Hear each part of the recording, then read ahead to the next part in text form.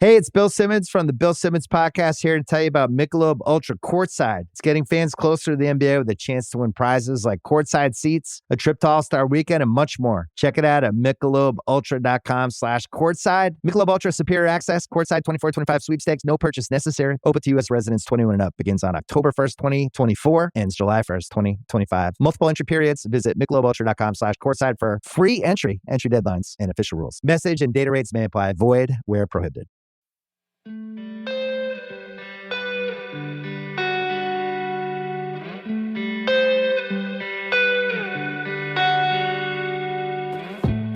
This is Fortune's Wheel, a podcast history of the late Middle Ages.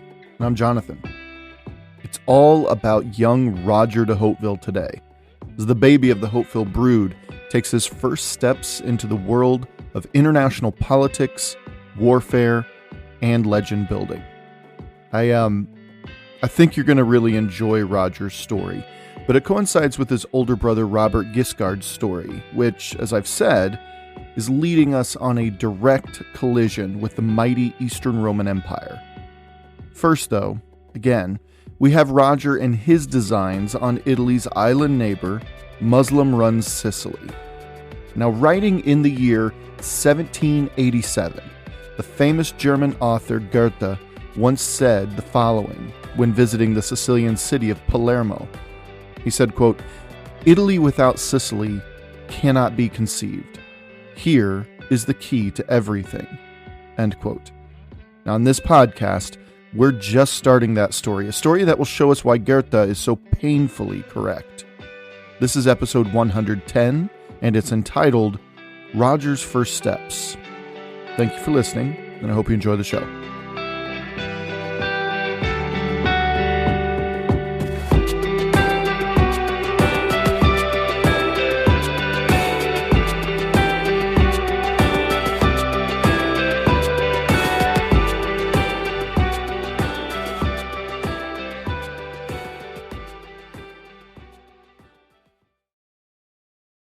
Girl, you have got to try this Laneige lip mask. Trust me, my lips needed that love. Love these vanilla vibes from Kayali. That top note is just so smooth. Smooth and stunning. That's what you get with this K18 hair mask. Those brands everybody's talking about, they're at Sephora. Discover the hype with the hottest names in beauty, including Laneige, Kayali, K18, and Rare Beauty. Click or tap the banner to discover the next big thing. Only at Sephora. So far on the podcast, whenever southern Italy was talked about, we were reminded of the continuing strained relationship that hallmarked every new Hauteville boy who ventured into southern Italy. Though the Hauteville brood began with the eldest son, Serlo de Hauteville, the rest of them had enjoyed stories galore from southern Italy about Normans who had found much success and wealth and fame there. Not to mention something that these boys were simply not promised: land. The Hauteville migration, because that's really what it was, began with the fourth eldest boy, Humphrey, joining second-born William Ironarm and third-born Drogo, though the strain was far less between those brothers due to their shared parentage of both father and mother. However, things were further strained when Papa Tancred remarried and had a whole new brood of children, the first of whom to move south would be that woman's firstborn, a man who came to be called Guiscard. By that time, William Ironarm had died and Drogo was in charge. It was Drogo who sent the youngest down to Calabria in a fool's errand, but the young man returned having subdued the wily and rebellious Greeks in the wild mountainous toe of the boot. Then a few more Hautevilles came south, though none of them earned the prestige as their older brothers. Drogo died, leaving Humphrey in charge, and Humphrey really disliked his younger brother, Robert Guiscard, but needed him all the same, even having him by his side at the famous, or infamous, Battle of Civitate in 1053, when they captured Pope Leo IX. Humphrey died, but not before naming his infant son heir to both Apulia and Calabria, and placing Robert in charge. Well, we know how that turned out. Robert immediately stole Humphrey's domain for his own and cast the young boy, baby really, aside. Not harming him necessarily, just, stealing his inheritance. With Robert Guiscard in charge, as of the year 1057 that is, though some sources say as early as 1056, the youngest and last of the Hauteville brood arrived in southern Italy to join Guiscard. His name, as we know, was Roger. With that quick rundown, I think we're ready to, get into the meat of the episode. Now, Roger de Hauteville was, yes, as I've said many times, the baby of the Hauteville family. He and Robert did share a mother, along with a couple other Hauteville boys, such as the second William de Hauteville, who just helped Roger during his first fallout with Robert in 1058. But make no mistake, the competitive nature of the Hauteville boys never really went away. And by 1059, Roger was back in Robert's good graces after helping him quell another uprising by those rowdy Calabrians after a debilitating famine the year before. I mean, who wouldn't rise and revolt after their overlord has caused a massive famine? Now, in fact, though Roger was so much in Robert's good graces at that point that Robert gave Roger his own domain, cut straight from his own lands in exchange for bailing him out.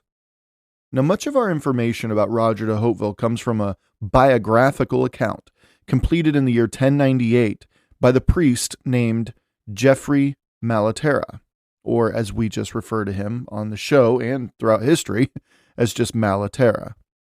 It's worth noting that Malaterra was the beneficiary of heaping amounts of support from Roger over the previous years. So much of what is written in this account is quite praiseworthy of the youngest Hauteville. But it's also worth noting that Roger, in many ways, lived up to much of that hype. As mentioned before, paraphrasing our chronicler here, Malaterra, Roger was certainly the best of what the Hauteville family had to offer. It was as if the boys, generation after generation, were unknowingly perfecting their blood and paving the way for the greatest Hauteville of them all. And come on, that's quite a statement right there. The greatest of them all? So William Ironarm was a living legend in his own time. Drogo was feared but widely respected. Humphrey captured and imprisoned one of the most formidable popes in history, let alone people, in the 11th century. And of course, Robert Guiscard was, well, we're still unraveling his story, but suffice it to say for now that he damn near became an emperor. And yet, Roger is considered the greatest of them all. If this doesn't entice you to keep listening to his story, I'm not sure what will. Just one quick note before we begin Roger's story here. When I'm quoting Malaterra's chronicle called The Deeds of Count Roger and his brother Duke Robert Guiscard, yes, that's the full name of Malaterra's account, you will hear Roger, even when he first arrived in southern Italy, in that narrative, you'll hear him be referred to as Count Roger. Yes, it's a little bit of a spoiler at this point in our story. Roger de Hauteville will forever be known as Count Roger. Just wanted to give you a heads up. To beginning when Roger was not yet Count. To begin, we must know that Roger's story largely takes place on the island of Sicily, literally within sight of the toe of Italy's boot. Sicily is an island I've personally always remembered as the soccer ball being kicked by that boot. But that's just me and my lifelong love of not only soccer, but the mighty Italian teams of the 80s and 90s with their catenaccio strategy and brilliant goalkeeping. But I digress. It's a large island, roughly 9,900 square miles, which falls right between the sizes of the U.S. states of Vermont and New Hampshire. Sicily's circumferenced by amazing beaches, beautiful port cities, even back in the 11th century, known for their grandiose beauty. Ancient ruins archaeologists are still unearthing today, and a periodically active volcano called Mount Etna. Between 2013 and 2020, People have enjoyed watching Etna's volatile but beautiful eruptions in one of its longest streaks in recorded history, and it's apparently begun again as recently as 2022. Etna could have been erupting at any point during the time period our narrative takes place, which is an interesting side note. I'd be curious if I can find that data, if we even know that data. Now, since the year 827, Muslims of the Aghlabid dynasty, based out of modern-day Tunisia, had crossed the 230 miles of Mediterranean Sea and began to slowly take over the island from the resident Orthodox Greek Christians. Orthodox Greek because it was firmly Eastern Roman territory at the time. From the year 948, the Aghlabids were replaced by the Kalbite dynasty, the Kalbites being under the sway of the more powerful Fatimids out of Cairo that we've talked about. No real change was seen across the island, as both were of the same Shia branch of Islam. This stability, I should say, coupled with the already established economic and cultural integration experienced across the island over the previous century, only solidified Sicily's prosperity heading into this tumultuous 11th century. And then came the Byzantines, led by mercurial General George Maniakes, back in the year 1038. Richard Brown, in his book, Count Roger of Sicily, Portrait of a Ruler, writes, quote, "By the 1050s, political power on the island had fragmented into three contending principalities. The west was ruled by Abd Allah ibn Manket, the south and the center by Ibn al-Hawas, and the east by Ibn Maklati, based in Catania." End quote. Now, Catania, just for reference, Catania being the city halfway up the eastern coast of Sicily, just north of Syracuse and just south of Messina and Mount Etna. Brown says that of these three rulers, Ibn al-Hawas was the most powerful of these due to his central place on the island, which is beneficial to keep in mind as we continue here. It will come into play. Another thing to make note of is that Ibn al-Makladi died in late 1057 or 1058, there about the time that Roger de Hauteville came south, making the next most powerful man in the east the leader there. That man was named Ibn al-Timna, and he will play a pivotal role in the coming events. Ibn al-Timna was also married to Ibn al-Hawas's sister, so his ties to the power in the center of the island were very strong. Though culturally and economically connected, Sicily was fractured, and this fracturing was exacerbated by the Byzantine incursions in the late 1030s and 1040s, which Maniakes did a great job pitting one emir against another in his quest to re-Christianize the once Greek Orthodox island. Now, we pick up from last episode's narrative as the now Duke Robert Guiscard, having just taken his oath to protect and serve Pope Nicholas II and his successors, as he arrives from Melfi at the Calabrian city of Cariati. Roger was already there, having conducted a siege for the previous few weeks to no avail. But the moment Robert's banners were seen outside Cariati's walls, the city just gave up. They knew the destruction that Robert Guiscard was capable of. If you remember from way back on the podcast, it was Calabria that a younger Robert de Hauteville earned the very nickname Guiscard, or the clever, or the wily, or the fox. Those are the translations. And depending on who was calling him Guiscard, it should be said, depended on whether it was a good thing or not. The people of Cariati were most assuredly not using the name positively. So Cariati had given up instantly. They just knew what was in store. Now, a quick point to make that John Julius Norwich, in his book, The Other Conquest, points out, was that Robert Guiscard merely put his little brother in charge. Yes, he approved the siege. That was the whole point in putting Roger there, but what young Roger did would mark a turning point in the Normans' already legendary rise in southern Italy.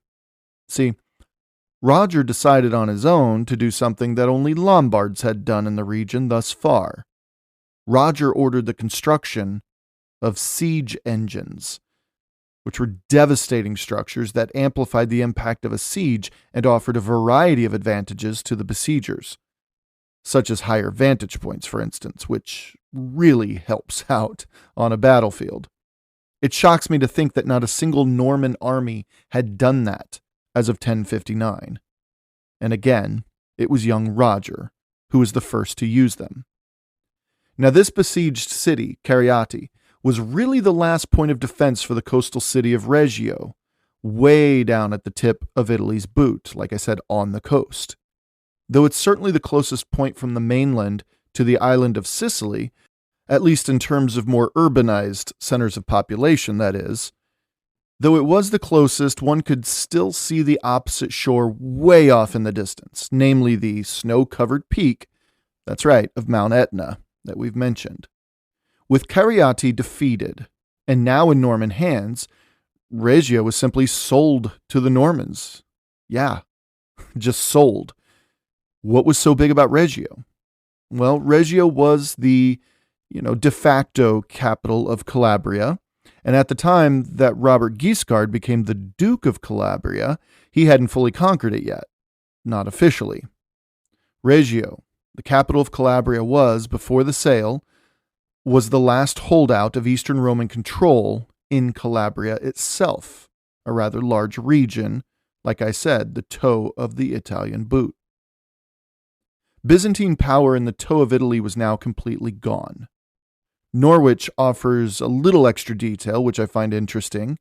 Quote, "At last, they were forced to surrender, and the Duke of Apulia rode in triumphal procession through the city, between the long rows of marble villas and palaces for which it was famous.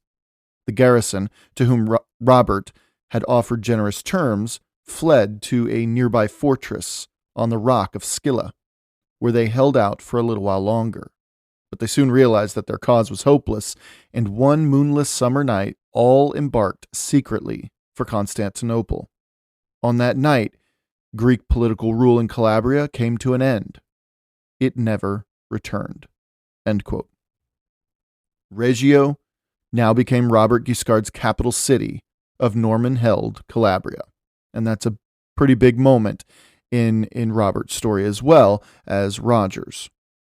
As Norwich adds to this, quote, "Now at last Robert and Roger were ready for Sicily," end quote. All major obstacles, he says, had been overcome. Robert was the leader of pretty much all of southern Italy, except for a couple handfuls of smaller principalities, such as Salerno, for instance, though Salerno, I have to admit, sliced Calabria and Apulia right down the middle, which is something he'll have to work on at some point. Otherwise, the Greeks were gone from the entire peninsula, barring the city of Bari on the back side of the boot. That city will also have its day soon enough, but not quite yet, so hold on to that. Now, on top of all that, though, the young German king was too inexperienced to act in southern Italy, and the Holy Roman Empire was paralyzed because of it. Southern Italy, though Christian all around, having been under Byzantine control for as long as it was, southern Italy was largely Eastern Orthodox, despite its close proximity to Rome. However, now that the Catholic Normans were in charge, the small pockets of Catholics across Apulia and Calabria now rose to the surface, empowered by their new overlords, even coming to regale them as, quote-unquote, liberators, as Norwich writes. Things were really looking good, like really, really good for Robert Guiscard and his Normans by 1059. Southern Italy was theirs. Now, Normans were still Norman, so it wasn't perfect and prosperous and peaceful, but as for the power structure itself, things were in place for expansion should they want to take advantage of it. So, no doubt content with things at the moment, Robert and Roger found themselves staying in Reggio. And for his efforts, and no doubt as thanks from his older brother, Duke Robert Guiscard lifted Roger from a mere knight to Count of Reggio, a vassal to Robert. But as much as Roger appreciated the gesture, he wasn't happy to stop at Reggio. Like all Hautevilles, and certainly all Normans riding south out of France, he had bigger plans. Roger, without question, looked across the Strait of Messina, towards Sicily. and he wanted it. Not just the coast on the other side, not just some beach house. He wanted the entire island. Roger de Hauteville wanted above all things Sicily. And three things played into his advantage in getting the men and resources and support for such a plan. Number one, his older brother Robert had just been named Duke of Sicily, as we know, so the assumption that Normans would be taking Sicily in the near future was automatically supported by the Pope. In fact, it was part of their agreement when he became Duke of Apulia, Duke of Calabria, and Duke of Sicily. Number two, the Crusader spirit that would erupt in a matter of decades had already gripped Rome. Make no mistake about that, folks, as these were the years that Iberia was bursting with anti-Muslim action, even birthing legends such as El Cid in its wake. Sicily was currently ruled by a Zirid caliph back in modern-day Tunisia in northern Africa, but three major emirs vied for control there, effectively fracturing the union of the island. We just went through that earlier on this episode. The thing about the caliph was that he was recently booted from power and on the lam as folks were actively hunting him down. Muslim control in Sicily was shaky at best in the mid-11th century, certainly by 1059. Well, with all of that, the Pope was clearly giving a nod to his new Norman allies that if they wanted to take a crack at Sicily and turn it back to Christianity, then they were welcome to do it.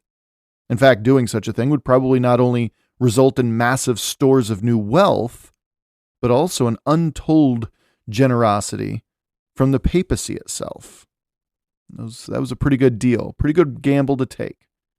So number three, finally, we have the fact that, religion aside, Sicily was home to untold numbers of Saracen pirates. Port cities such as Palermo, Syracuse, and many others were homes for these bandits who constantly raided the coasts of Italy, even as far north as Genoa, which was currently experiencing a little boon as it was striving to contend with mighty Venice on the other side of the peninsula. Genoa, for those who might remember, would be the powerful maritime city-state that would one day call Christopher Columbus a national hero of sorts. These Saracen pirates were everywhere, and they were a scourge on Italian prosperity and trade.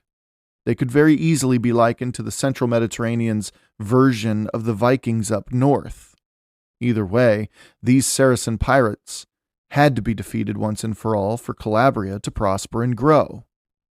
These three things, as I said, played very well into Roger's designs and motivations on Sicily. Malaterra writes this when Roger first heard, quote, that Sicily was in the hands of the infidels, end quote. Malaterra continues, quote, seeing it from close at hand with only a short stretch of sea lying in between, he was seized by the desire to capture it, for he was always eager for conquest. He perceived two means by which he would profit, one for his soul and the other for his material benefit. If he brought back to divine worship a country given over to idolatry, and if he himself possessed the temporal fruits and income from this land, thus spending in the service of God things which had been unjustly stolen by a people who knew him not, end quote.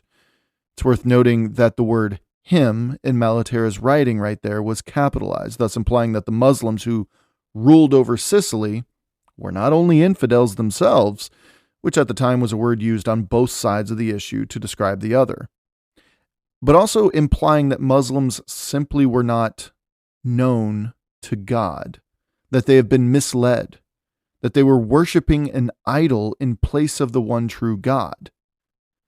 Yeah, I mean, those are fighting words, certainly today. So Malaterra didn't really hold back in his outlook on Islam, and this is important because he was writing during the 1090s. And those who know their history know what happened between Christians and Muslims in that decade, what erupted then. The religious fervor in the decades leading up to the Crusades was what directly fed the fire of enmity between two of the three branches of the Abrahamic faith. From Iberia, which we've discussed already with El Cid et al., to the Seljuks after Manzikert, to now Sicily. It may be a Spanish word, but Reconquista wasn't solely a Spanish thing, it wasn't a Spanish idea. It didn't belong to the future Spaniards. The Mediterranean, if you haven't noticed already during the 11th century, from west to east, was catching fire, and these two religions, Christianity and Islam, were simply the tools and the ideologies used to fight land and legitimacy and cultural wars that sadly persist today. So, Malaterra hates Muslims. Got it.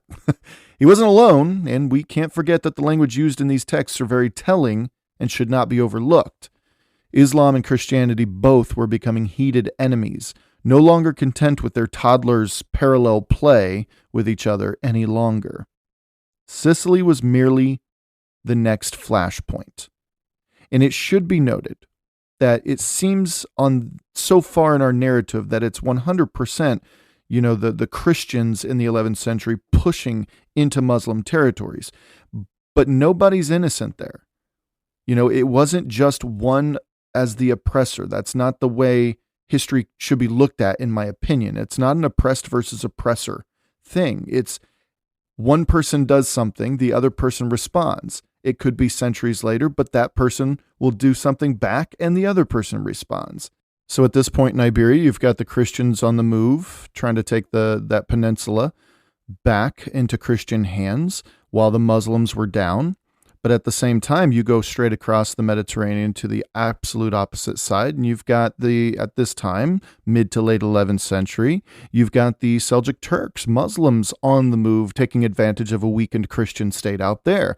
It's just the jostling back and forth of history. Not one group is the oppressor forever in history. That's just not the way it works. And I find that a very silly argument to make when studying history. But see here, Sicily was merely the next flashpoint. And it's interesting to think that, the Christians on the west were making the moves and the Muslims on the east were making the moves. And here's Sicily, where there's almost an even battle between both of them, right? One side wasn't pushing more than the other side, I suppose, at least not in the beginning of the Norman conquest of Sicily. But again, Sicily was merely the next flashpoint, right smack in the middle of it. So it's very, very interesting Reconquista movements or crusading movements from the 1150s on through to the beginning of the First Crusade. So Roger de Hauteville was the spark. It was Roger de Hauteville that took the flame amid other sparks, such as other sparks being George Maniakes, William Ironarm, Robert Guiscard, and yes, even Ibn al-Hawass, who had his own designs for the island, which we'll get into as well. In the end, though, it was Roger de Hauteville.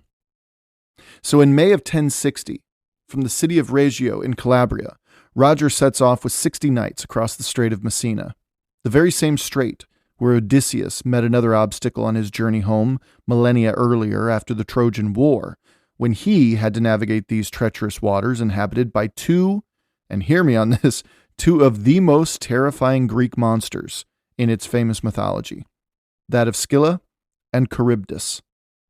Roger landed in the dark of early morning, and residents of the area in and around the populous city of Messina were quite unaware until that morning. They immediately became enraged, says Malaterra, quote, when they realized that their enemies had invaded their territory, and in particular because they saw how few they were, end quote. Now, in other words, they looked at Roger's measly 60 knights and were offended that this Norman ponyboy would think so little of them to only bring such a small force. Quote, they hurried from the city gates as fast as they could and went out to engage them, end quote. When this happened, Roger, being the clever young lad he was, having been raised on the stories of his older brothers and the feats and tactics over the previous couple decades from other Normans as well, he pulled his forces back and he retreated. It's said he even organized it in such a way as to make it look just chaotic enough of a retreat to express surprise and fear among his men. This filled the men of Messina with such pride that they relaxed just a bit. It was at this point that Roger abruptly turned and attacked them with the force of a small tsunami. The Muslims had no chance to respond, except to drop everything and run back to the safety of their walls of Messina. Roger raked in the horses, the weapons, the food, everything else abandoned by the local militia, and then proceeded to chase them all the way back to that city. But Roger knew something that the locals were unaware of. See, while he was pulling the entire garrison, including any and every man of fighting age and ability, mind you, away from Messina, leaving the city completely vulnerable, filled with nothing more than women, children, and the elderly. See, Robert Guiscard himself rushed the city walls, took the city without any fighting to speak of, and immediately made a deal with the ruler of Messina, the Emir Ibn al-Timna, to help the emir resolve his issues with neighboring Emir Ibn al-Hawas, the powerful one, the Muslim powerhouse of the island, that is. That's right. While Roger drew the military away from the city, Robert swooped in and completely undermined the Muslim political structure in the east part of the island, further fracturing the already broken Muslim hierarchy. Keep in mind the familial ties of Emir Ibn al-Timna with Ibn al-Hawas. Ibn al-Timna, again, was married to al-Hawas's sister. So Roger and Robert Guiscard, they were right off the bat a pretty deadly 1-2 punch, if there ever was one. The beginning of Sicily's end of Muslim rule happened within a 24-hour period in May 1060. It's almost unbelievable, but it happened. And it was this campaign against Messina that began Roger's legend. Now, from Messina, Malaterra tells us that within weeks, the two Norman brothers had swept northeastern Sicily, taking the city of Rometta next. After Rometta, they took the towns of Centuripe and Paterno, and then promptly constructed a castle at San Marco dell'Unzio, on the peak of a high mountaintop overlooking the Mediterranean Sea on Sicily's northeastern coast. It was close to the ocean for easy access to the island, and it was a strategically sound place with not only a spectacular view, but also a spectacular 360-degree vantage point. They may not have found a better place to build a castle in those early years of the Norman conquest of Sicily. Yeah, sorry, England. You're not the only wealthy, prosperous, and insanely fertile island nations who were conquered by the Normans. So what? Roger and Robert Guiscard now have a firm foothold in Sicily, and the rest of the conquest is history, right? Not exactly. See, strangely, with Messina's emir firmly in their pocket, Guiscard leads his little brother and their knights back across the Strait of Messina to Calabria, completely abandoning the island for the time being. Now, it's weird because Normans rarely played the part of the patient conqueror. When they took a city, they took the damn city. However, with Messina, they abandoned it. We don't know Roger's reaction to this, but his brother was still above him in the hierarchy of Norman rule in southern Italy, so whether Roger approved of it or not was not a fight he was ready to have. Not yet, anyway. Taking their first steps off the boat, back in Calabria, back on the mainland, Robert received word that Apulia was in an uproar. Calabria he could understand, but Apulia was fairly calm when he had left it, so it was a bit of a surprise. Robert Guiscard placed Roger in charge of everything in Calabria while he jumped on a horse and headed northeast toward Apulia, swinging by to pick up another Hauteville brother, a far lesser known, though still in a position of power in the region, a brother named Mauget. And when the two Hautevilles reached Apulia, Robert had learned, according to Malaterra, quote, that nearly everyone had been plundering his property, which was, in consequence, in great disorder. He spent the whole winter carefully restoring and refurnishing it back to its original state. End quote. Basically, the guy got ransacked. It was at this time that Robert Guiscard, as we know, became officially Duke Robert of Apulia and Calabria, making Roger Calabria's count, hence Malaterra's use of the title Count Roger. Told you it would come together. Make no mistake, though, Robert Guiscard leveraged his recent activities in Messina in order to get the title of Duke, because it wasn't just Apulia and Calabria that he became Duke of.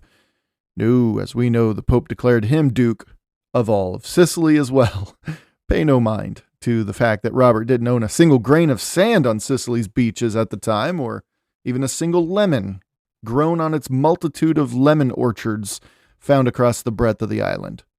To the Pope, the fact that he had the ambition to control the island and turn it once again to the Christian faith, this time, it's important to point out the one true faith of Catholicism in their eyes, well, that was enough. And as far as he was concerned, that was far more than what was needed to give him that duchy, at least in name. So just as Robert Guiscard planted the seed of rebellion with the Emir of Messina, we can look at Roger's acceptance of his brother's promotion as his own seed for his own future plans in Sicily.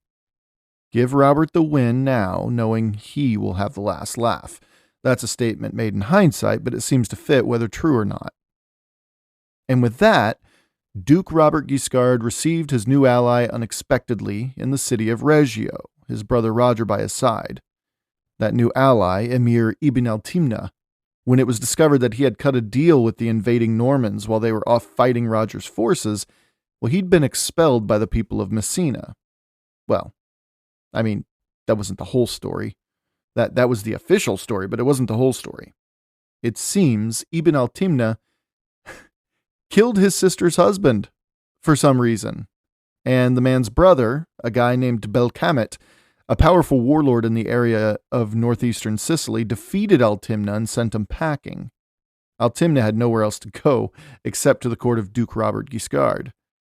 And he begged and pleaded for Robert to help him regain his place in the Sicilian power structure. But there was something else I found tucked in a little paragraph in Norwich's book, The Other Conquest, about why Ibn al-Timna left Sicily. And I'm wondering if the story about killing his sister's husband was tucked inside of this other story. See, Norwich tells us that Roger, whether Robert Guiscard knew about it or not, I'm not sure, but Roger apparently crossed the strait again sometime in that little span of time, and did a number on the eastern coast of Sicily in various raiding missions that seemed to test the whole situation out again. And when he returned by mid-February of 1061, and this is when Ibn al-Timna showed up, well, it was within weeks, just inside the start of March. Norwich expands on the sister's husband's story with the following, quote, "The feuding, which had so long continued between two of the Sicilian emirs, Ibn al-Timna and Ibn al-Hawass, had now flared up into open warfare." End quote. Do you see how this might include the sister's husband's killing episode? Norwich follows this up with details about how years earlier the two emirs attempted to patch things up by Ibn al-Timna marrying Ibn al-Hawass's sister, as we know. Well, recently it seems that Ibn al-Timna's wife, quote-unquote, called in a drunken fury to al-Timna's slaves and ordered them to open her veins. Yeah, it was only in the fast action of her son that doctors were able to save her life. The marriage clearly wasn't exactly the healthiest relationship. It turns out that she immediately escaped to her powerful brother Ibn al-Hawass for safety. When Ibn al-Timna traveled inland to the mighty fortress city of Enna, where his wife was being kept by al-Hawass, and demanded her return, al-Hawass held out. Norwich says that al-Timna, quote, instead suffered an inglorious defeat in the valley, end quote. The valley, that is, below Enna. Was this the defeat spoken about in the sister's husband's story, quote unquote? It seems likely to me that they are one and the same, and it doesn't erase any detail of the former story. Maybe al-Timna's sister was married to a man loyal to al-Hawass as part of the patching up that gave him al-Hawass's sister in marriage. Again, it seems likely that Malaterra may not have been privy to the other information. We know that other chroniclers were also tracking this story, but they were chroniclers based in Muslim Sicily. Namely, an Arab historian named Ibn al-Athir wrote about how when al-Timna escaped to Calabria, that he promised Robert Guiscard, in Norwich's words, quote, no less a prize in return for the liquidation of his enemy than the domination of the whole of Sicily." End quote. Well, to a Norman, such a claim was certainly worthy of the effort to explore further. Duke Robert gave Roger the nod to explore away. I say explore in quotations here, giving the young count the service of one of his most able and experienced knights, a man named Geoffrey Riddell. So it was, in the early spring of 1061, Count Roger, along with Ibn al-Timna himself and about 160 Norman knights, well, they crossed the Strait of Messina yet again, but Messina wasn't in Roger's immediate crosshairs.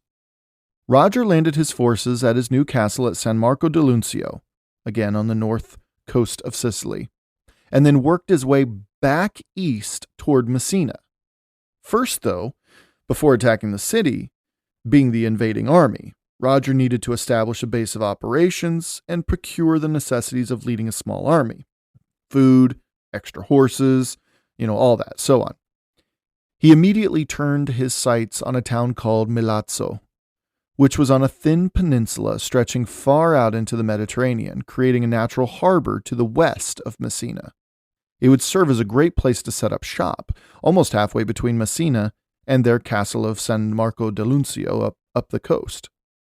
Malaterra writes, quote, "Marching at night, not far from the city of Messina, he encountered a certain Saracen, the brother of the man al-Timna had killed, for whose death al-Timna had been driven from Sicily. This man was extremely well known among his people for his warlike exploits. Indeed, when he had learned on the previous evening that the Count had landed in Sicily with his troops, he felt that his own forces were more than sufficient to deal with them." End quote. It was this guy, with his big ego, who apparently thought he could take Roger's forces head on and bully the Norman off the island, if not kill him outright. This guy marched by night, and we see him meet Roger's forces on their way to Milazzo. This somewhat took Roger by surprise, as he was comfortably riding ahead of his army under the cover of night. Malaterra tells us that he was, at the time, understandably, wearing absolutely no armor whatsoever. Roger had only his shield hanging from his horse's flank and a sword strapped to his waist.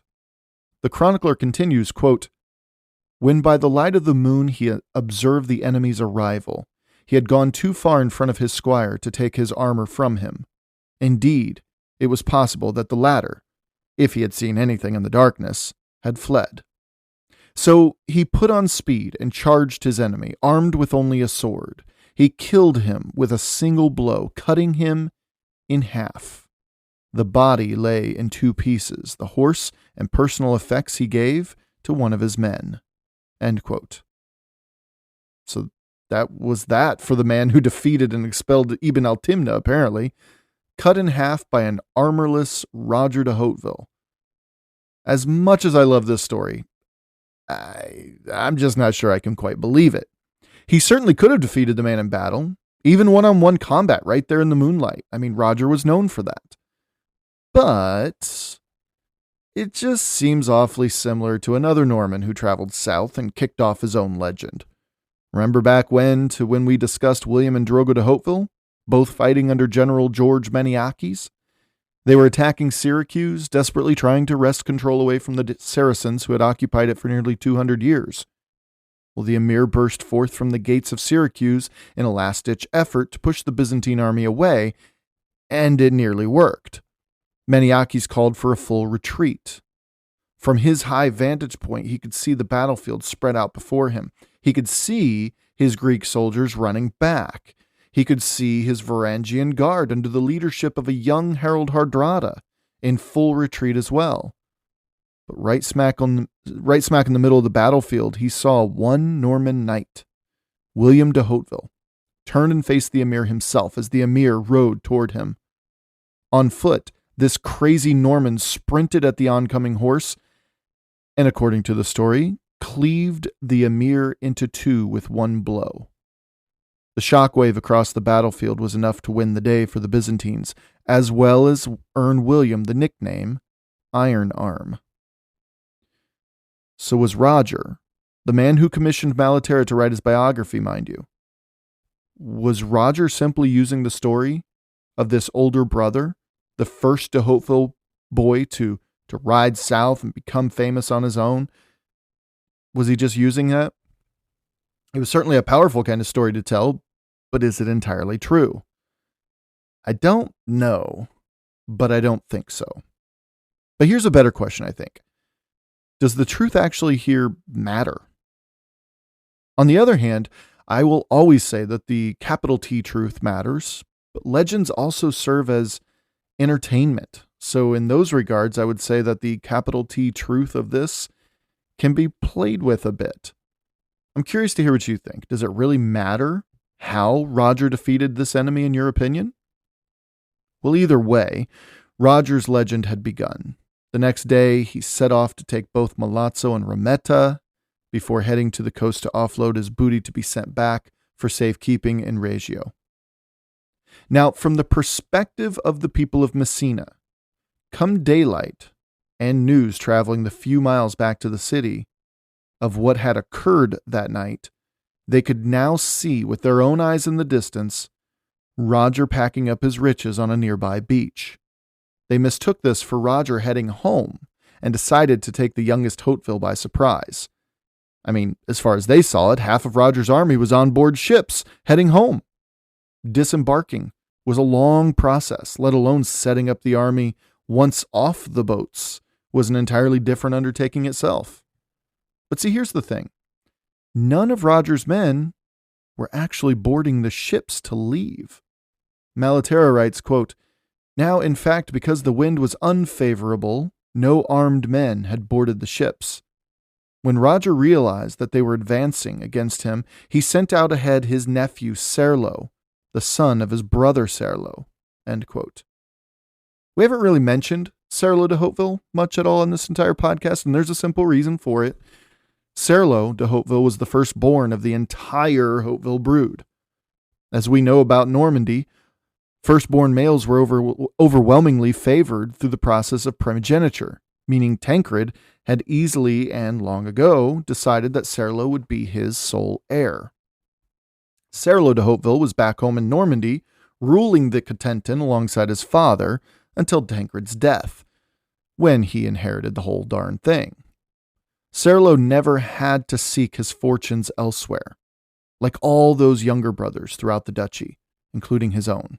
58 of them, it seems like.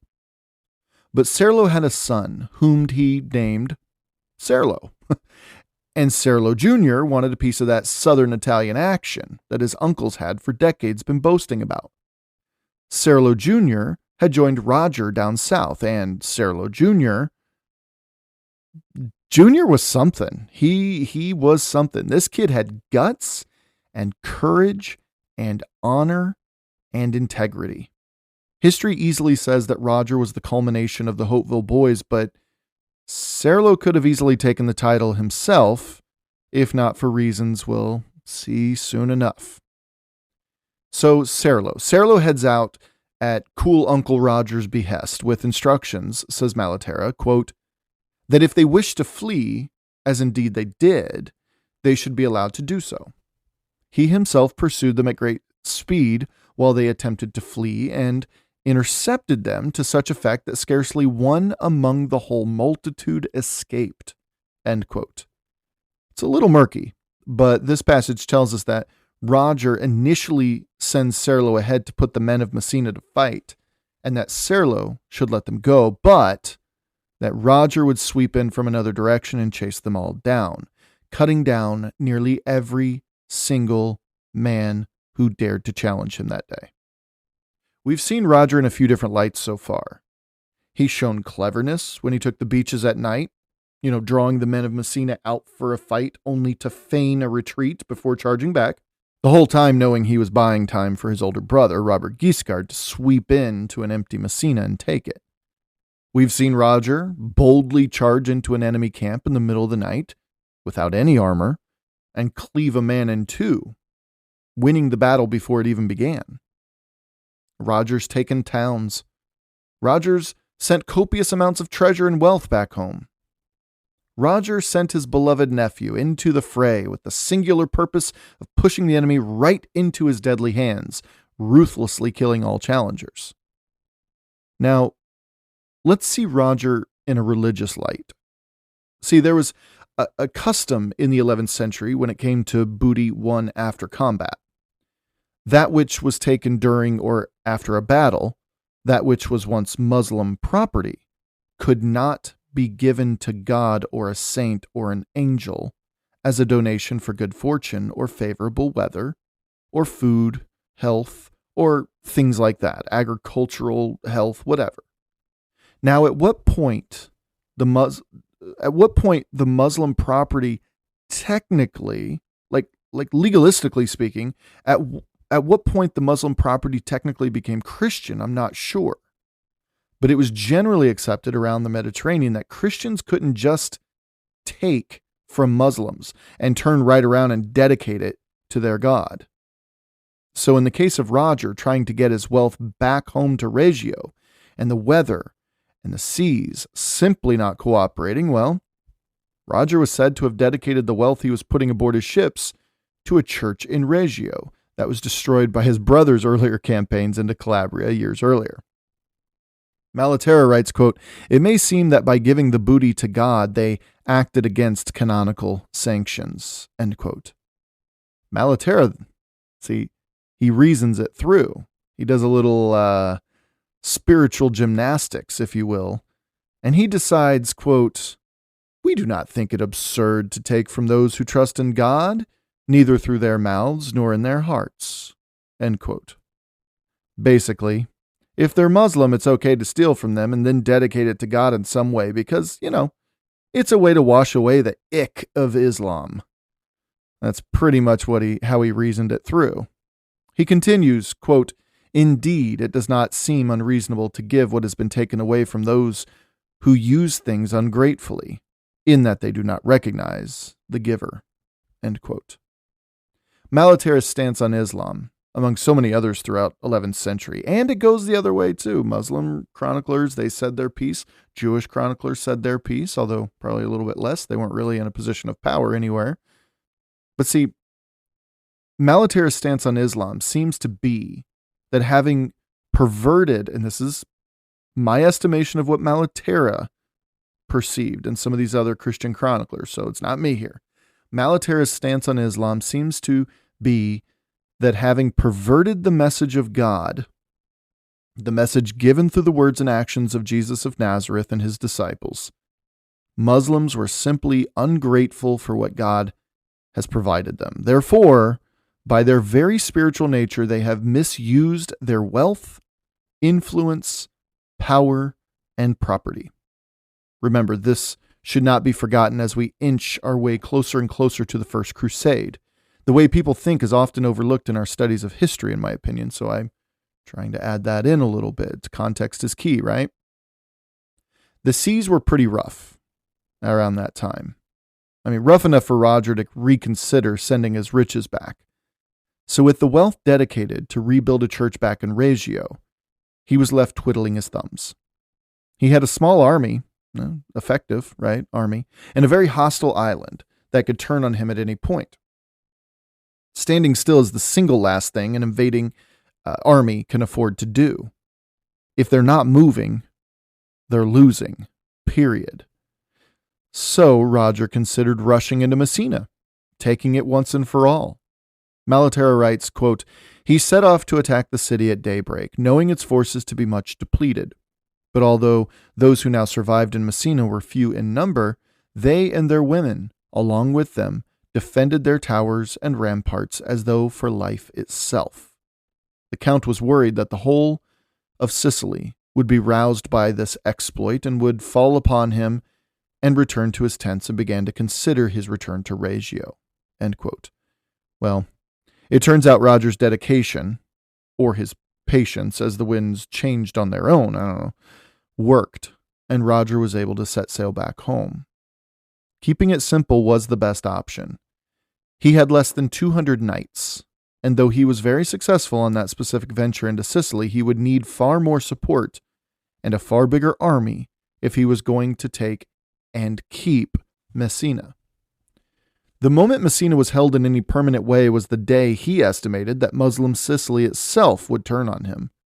He had big dreams for the island, but he had to be patient. He had to keep a bird's eye view on things. He had to play the long game. And it's worth pointing out that all that reflection just now, how Roger reasoned it all through after seeing the defense that Messina was still able to muster. Well, he had a long time to think about it. While the waves crashed against his boats, the winds howled, and the storm arrived in full and whipped a furious downpour onto the beach. Despite Roger's efforts to get his men inland and find shelter, there were unknown bands of Saracens roaming about. Roger couldn't risk any of his men dying or being captured, so he decided that he and his men would, without shelter from the raging storm, they would wait it out on the beach itself. It took 3 days for the storm to subside, and in Malaterra's estimation, for his prayers to be heard.